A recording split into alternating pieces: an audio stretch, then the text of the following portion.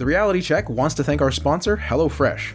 Forget takeout, HelloFresh delivers all the ingredients for delicious, healthy meals anyone can prepare at home in less than 30 minutes. My girlfriend and I recently tried out HelloFresh meals and thought they were delicious and convenient. As we are expecting our baby girl in a few months, we don't expect to have a ton of time to dedicate to making meals. A service like HelloFresh is an ideal time saver to allow for quick, nutritious meals without sacrificing quality. Go to hellofresh.ca and use promo code REALITY50 to get 50% off your first order. This is your reality check.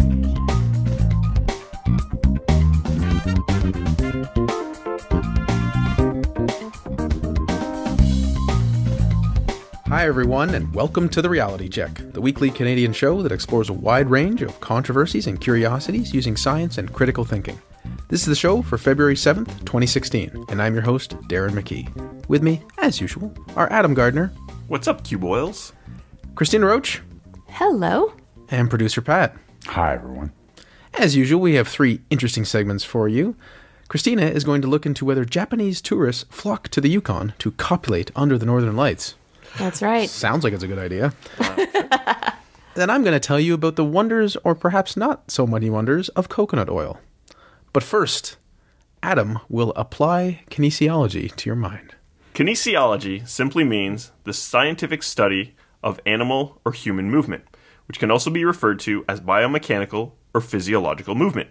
Applied kinesiology, however, and a lot of what may go by the name kinesiology, is a form of alternative medicine which really is not science.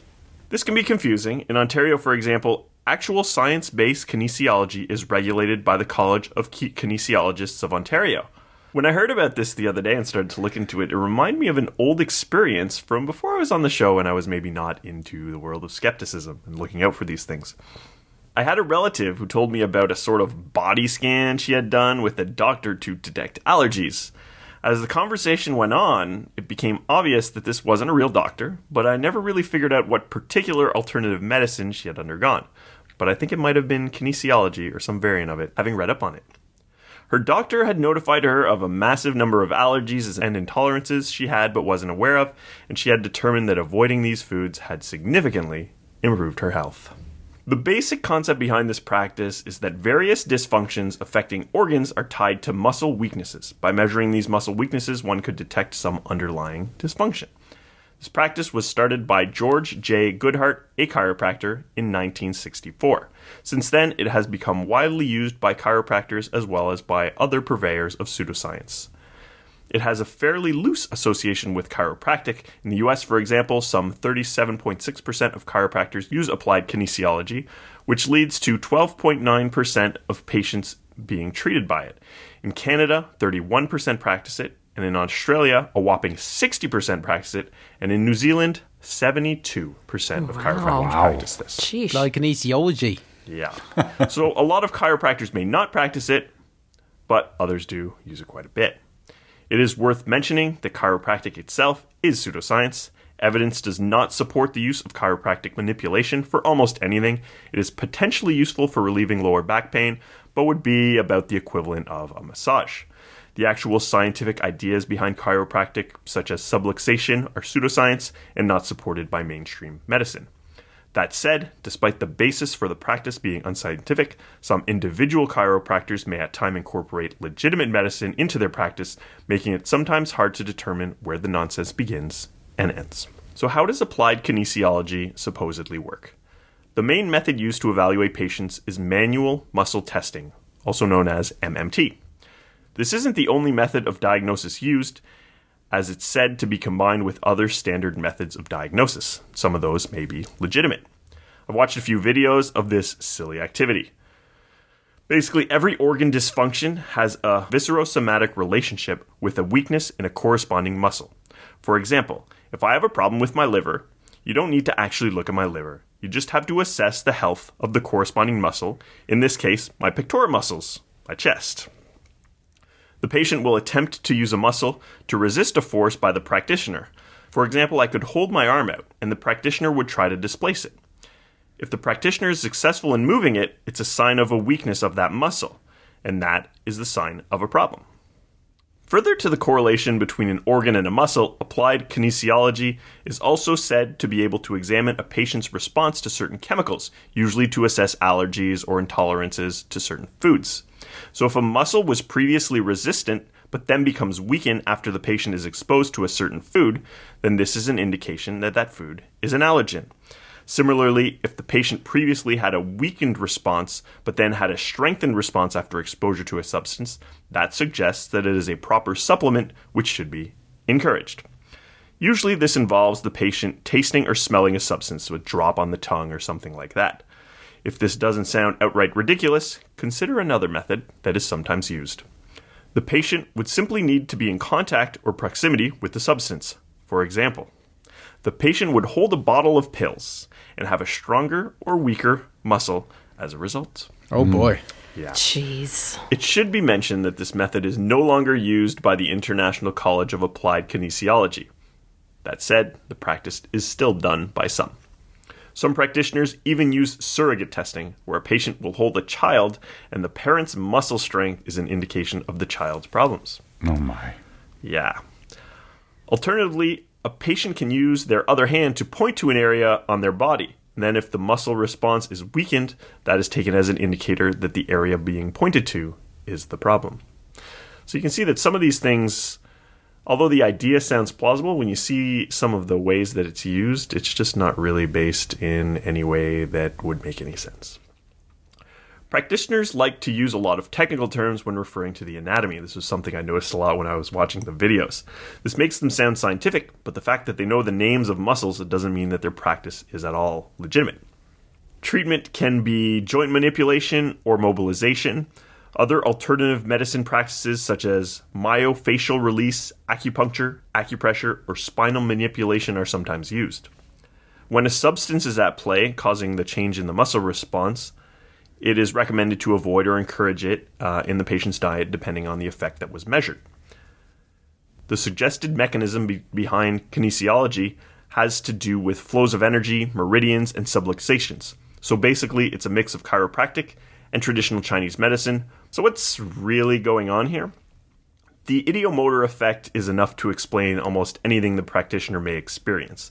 This effect suggests that expectation and suggestion will affect the outcome of motor behavior. In this case, if a practitioner sees a patient with a specific ailment related to a certain organ and then expects weakness to a certain muscle, that practitioner may subconsciously press harder and infer a weakness exists where it really doesn't. Similarly, this can explain detecting a weakness when exposed to a common allergen or a strength when exposed to a supplement that the practitioner thinks might help. Ideomotor effect aside, the practitioner may simply get unpredictable results which have nothing to do with the patient's actual state. There's no consistency to the resistance of the patient or strength of the practitioner, so they may get something random. Adam, isn't that the same thing that happens, the ideomotor effect, when people play Ouija boards? Yeah, right? So that's a common example of it, right? Or sometimes when you hold a pendant over something, you see where the pendant goes. Dowsing is another example. So it's a really subtle change that you don't even need to be aware of yourself. So it's not to say that people are sort of scamming intentionally, but it's subconsciously like, I expect it to do that, and it kind of does. And this is very, very well established in a lot of ways. It explains a lot of what we see with applied kinesiology. The variations that we could see can be explained by a lot of things, and they don't need to have anything to do with the suggested mechanisms. You probably won't be surprised to hear that when subjected to proper controls, this practice does not appear to work at all. Quackwatch provides a humorous telling of a double-blinded test observed by psychologist Ray Hyman that was done with proponents of applied kinesiology. They attempted to tell the difference between fructose, which they considered a good sugar, and glucose, which they considered a bad sugar. When they weren't blinded, the glucose caused a weakness and the fructose did not. When the substances were properly blinded to the patient and the practitioner, no correlation could be found. The head chiropractor involved stated in all seriousness that this is why they don't do double-blinded testing anymore. It never works. Wow. Yeah. Oh, man. So this guy, he's just totally on board, and it just doesn't make sense to him. An article by Stephen Barrett of Cairo Base sums up the research quite well. When test substances are replaced with placebos, the results are the same. Different practitioners can make completely different assessments on the same patient. With proper controls in place, muscle reactions appear to be completely random. And results related to allergies don't actually match up to actual allergies detected by other methods, such as blood analysis. Applied kinesiology is pseudoscience. It doesn't work. It's based on ridiculous notions of biology which have no basis in fact. The tests are so subjective that the practitioner can easily, deliberately, or subconsciously give the expected result. Man, it's crappy, too, that they use that term because they're borrowing from something that's legitimate. Yeah. So people may think, oh, well, that's legitimate, so maybe I should try this. Yeah, and when I was searching around, I'd find kinesiology, and here's people doing, legitimate research. Here's a guy on a treadmill, and they're measuring all his joints and all kinds of stuff like that. And then there's this ridiculous thing that's sort of co-opted this term, and it's really kind of sad. Yeah, phrasing is often used to mislead. The study of science would be Scientology. That's a good thing, isn't it? Yeah. Good point, Darren. Trickery.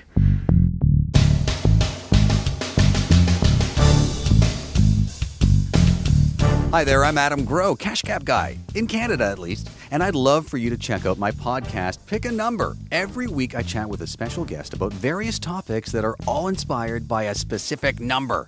Check it out on the Antica Podcast Network and in the social space at Pick a Number Pod. So whenever I've seen the majesty of the Northern Lights, I can't help but think of who might be copulating under it in the Yukon. Cristina, can you help me out by any chance? Really? That's what you're thinking about? I'm scientifically inclined in all domains. So last week I hung out with my good friend Tanya, who recently came back from a week in the Yukon. She had traveled there to visit her old roommate a couple of summers ago, but this was the first time she's ever visited in the winter. Now this may seem like a bit too much info, but bear with me, I've got a point here. I asked her about her trip, and winter, I might add, is not a popular time for tourism in the Yukon. She shows me photos and says, except it's crazy how many Japanese tourists go there in the winter to have sex. To which I stop and reply, what? What kind of photos are these, Cristina? Well, they weren't those kind of photos. I see. She continued to tell me that it was a widely held belief that Japanese tourists flock to northern Canada in the winter in order to have sex under the northern lights. At this point, I'm already thinking this would make a great segment for TRC. I've never heard this before, and I told her I got to do some corroborating. So, are thousands of Japanese tourists really flocking to the Yukon each winter for the sole purpose of having sex under the northern lights? According to a National Post article from late 2016, the Yukon sees about 4,000 to 5,000 Japanese tourists during the winter. In Alaska, up to 90% of winter visitors at all-season resorts are reported by owners to be Japanese. And Tanya is absolutely right. There is a prevalent rumor that Japanese couples travel to northern Canada to have sex under the northern lights, aka the Aurora Borealis. The Aurora Borealis is a natural phenomenon characterized by the appearance of streams of reddish and greenish and purplish lights in the sky around the magnetic pole in the northern hemisphere. But why, you may ask? Well, apparently the Japanese believe that if you conceive a child under the northern lights, parents will pass on extra wisdom to their children. Or if you have trouble conceiving, it will help with infertility. It really depends on who you ask. It's one of those things. The funny part is that this persistent rumor seems to be well known by North Americans, but not so much by Japanese. And yet they're still doing it? That's amazing. Wow, Cristina, I can't wait to see how this happens. Chimi Nishinari with the Canadian Inbound Tourism Association told the National Post, quote, "Yes, I heard of the myth. However, the majority of our clients are fascinated by the natural wonder and absolute beauty of Aurora. Various experienced tour operators in Yellowknife who have heard about the rumor laugh it off, calling it nonsense and simply not true. An owner-operator of a long-standing tour company named Seiji Suzuki says that out of around 100 Japanese tourists he's asked about the myth, only a couple have heard about it, and they heard about it through their American friends. Masayo Hando from the Japan office of Destination Canada says, quote, "I don't know anybody who believes that aurora viewing will aid in conception in Japan." Karen Holroyd, president of the Japanese Studies Association of Canada, says there is no evidence to back up this belief among Japanese, and the Post goes on to say that every Japanese studies academic or Japanese speaker they contacted confirmed that they had never heard anything comparable to this rumor. On a site called Rocket News that reports Japanese news in English, a reader wrote in asking for them to help confirm or debunk the myth, adding that as a resident of Alaska, he was dubious because there's a number of retired couples that visit. And he was dubious because no Japanese people ever wanted to have sex with him under the Aurora Borealis. So, I mean, that's a really good point. Many of the people who travel are single people, and there's a ton of older Japanese tourists who travel to see the Northern Lights. Renee Bublitz, who runs a resort and spa in the Yukon, says that many come for 2 or 3 nights and then fly back home. This is like a 26-hour flight, by the way, with excursions that are exclusively aurora gazing. So where on earth does this myth originate? North America. Ken Coates, a well-known Canadian historian and writer who is also Karen Holroyd's husband, says he first heard the rumor in Alaska in the 80s. But more likely, what helped propagate the myth is thought to be a 1992 episode of a popular TV show that aired in the early 90s called Northern Exposure. Do you guys remember that show? Yep. Sure. Darren and Adam were a little bit young, maybe. I never but- watched A it. little young, but I was familiar with it. So the show is set in a made-up city in Alaska. And during one episode, a character named Maurice, who is a celebrated former NASA astronaut who owns the local newspaper and radio station, is asked to give a lecture to one of the Japanese tourist groups about his career. He stands in front of a dark window while giving a talk through an interpreter to a very packed and interested room. That is until the Northern Lights start to appear in the window. And a woman yells, "Hajimeti," which I read means start or first time, and points at the aurora in the window. Suddenly, the Japanese couple start rushing out of the room with the last couple shouting, "Thank you, see you later," to a very confused Maurice. Now, Maurice soon learns from the local hotel owners that the influx of Japanese tourists is due to Japanese folk wisdom, which says if you consummate your marriage under the Northern Lights, you will have a gifted child. The simple truth is auroras are big on Japanese bucket lists. According to tour operators, many tourists are brought to tears at their sight. Northern Light tours have been promoted heavily in Japan the last few years, and the aurora is often the subject of Japanese TV documentaries.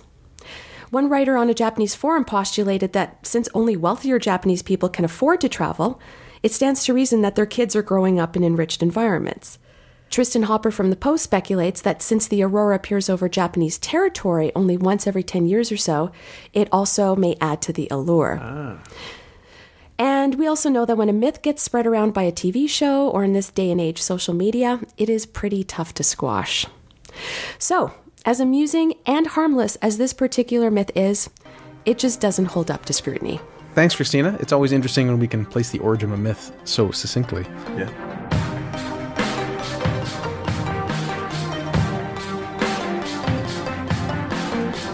Instead of the miracle of the Northern Lights, perhaps you've heard of the miracle wonders of coconut oil. If you believe what you see on the internet, you might think coconut oil can do anything. Good old Mercola says it's the best choice for cooking. It can help you with your immune system. It can stimulate weight loss. It can be used as a moisturizer, facial cream, shaving cream, toothpaste, insect repellent. And what a great coincidence that he sells it. I won't even need applied kinesiology if I just take coconut oil. Apply the coconut oil directly to your forehead. And good old sketchy Dr. Oz says it's also good for your heart, increases energy, helps digestion, lowers cholesterol, anti-aging, blah, blah, blah. Many people also think it is helpful for Alzheimer's disease and other medical issues. But is any of this true? Let's have a quick look on whether it can help you lose weight. A piece from Science in the Public Interest says, quote, in 2009, a master's degree student in Brazil gave 40 obese women either coconut oil or soybean oil and asked them to cook with 2 tablespoons of the oil every day. After 3 months, the women given coconut oil didn't weigh any less and had no smaller waists than those who were given soybean oil. That's the only study. That's the one study substantiating weight loss. Yes. All right. All right. So what about cholesterol? Well, good old skepdoc Harriet Hall at Science Based Medicine. This is linked in our show notes at trcpodcast.com. Great website. said that coconut oil contains lauric acid, which raises both HDL and LDL cholesterol levels. That's the good and the bad. This may improve the cholesterol profile, although there are concerns that it may promote atherosclerosis by other means. The Centre for the Science and the Public Interest, another article I was looking at, said that in 2016, New Zealand researchers looked at the result of 8 clinical trials and 13 observational studies of coconut oil and found that coconut oil raises LDL levels more than other vegetable oils, but not as much as butter does. That's great context. Now, LDL increases the risk of heart disease, but of course these studies don't actually measure heart disease here. And that's how it kind of goes for a lot of these things.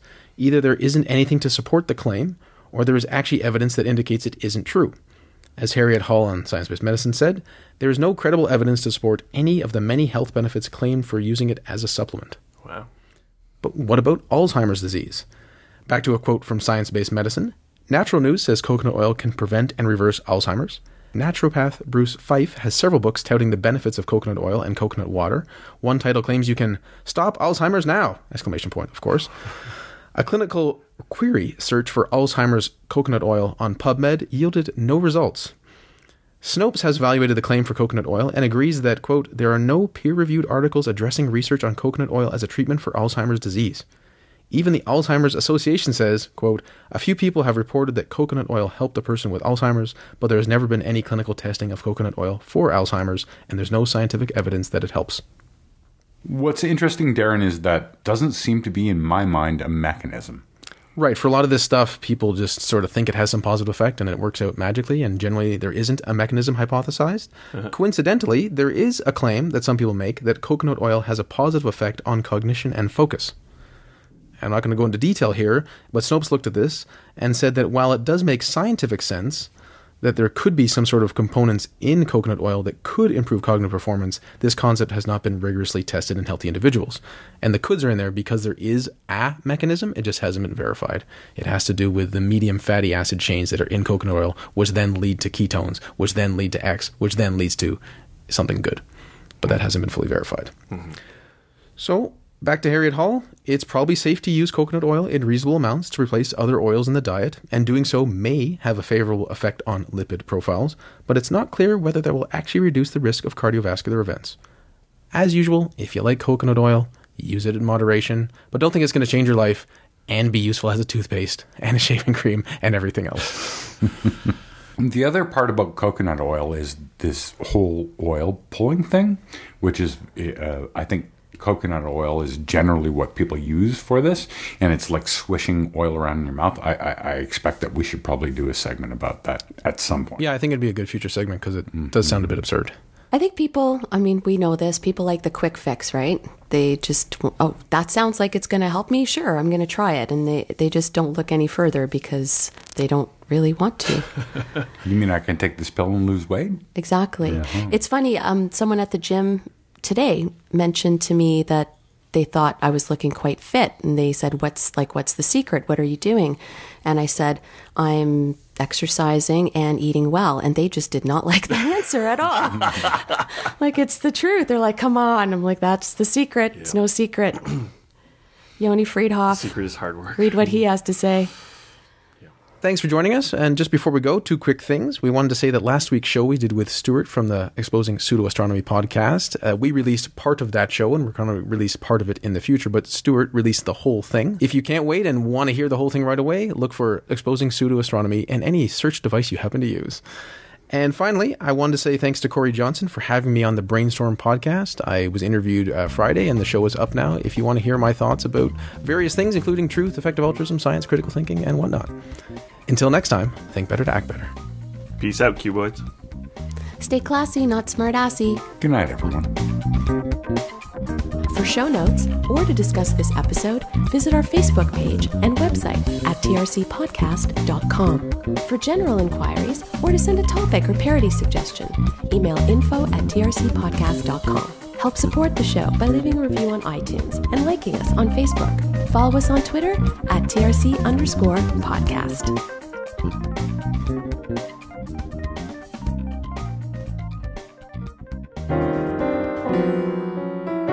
Outtakes.